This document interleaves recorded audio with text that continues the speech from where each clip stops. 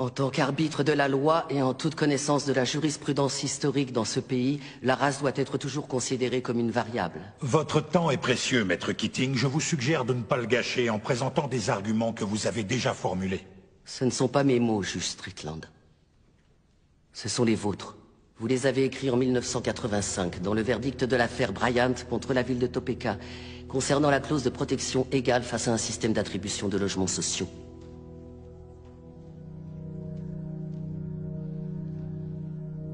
Le racisme fait partie de l'ADN des États-Unis d'Amérique.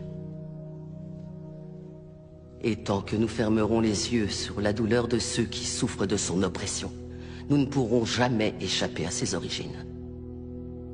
Le seul garde-fou dont peuvent bénéficier les personnes de couleur, c'est le droit de se défendre, et nous ne leur accordons même pas. Ce qui veut dire que la promesse de l'égalité des droits n'a jamais été remplie. En raison de l'échec de notre système judiciaire et de notre défense publique en particulier, l'époque de la ségrégation n'est toujours pas derrière nous. L'époque où les lois ont rendu illégal que les Noirs et les Blancs soient enterrés dans le même cimetière, où on catégorisait les gens en carterons ou en octavons, où on punissait un Noir parce qu'il avait demandé des soins médicaux dans un hôpital pour Blancs.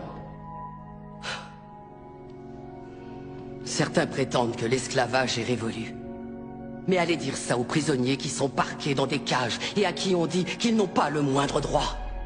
Des personnes comme mon client Nathaniel Leahy et des millions d'autres personnes comme lui qui sont enfermées dans nos prisons et reléguées à une existence indigne d'un être humain. Il n'y a aucune alternative à la justice dans cette affaire.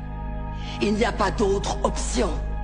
Prendre une décision à l'encontre de mon plaignant, c'est choisir de remplir les poches des propriétaires de prisons, plutôt qu'offrir une défense digne de ce nom à tous ceux qui y sont enfermés. Est-ce que c'est l'Amérique dans laquelle veut vraiment vivre cette cour? Un pays où l'argent a plus d'importance que l'humanité? Où la criminalité est confondue avec les troubles mentaux?